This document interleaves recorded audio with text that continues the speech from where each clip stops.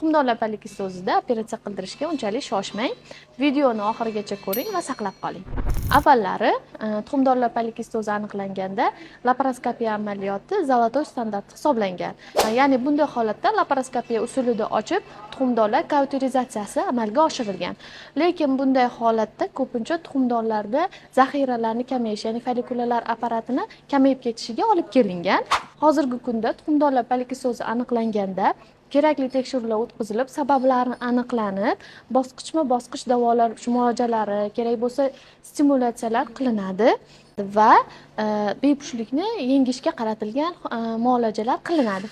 Agarda davolash muolajalari o'tkazilganda ham foyda bermasa, undan keyin laparoskopiya amaliyoti bajariladi. Shunda ham faqatgina tuxumdonni qobig'i ochib qo'yiladi, ya'ni tuxumdonlar zaxirasiga tegmagan holda. Hozirgi zamonaviy tibbiyotda polikistozni davolasa bo'ladi hamda bepushtlikni birgalikda yengishimiz mumkin.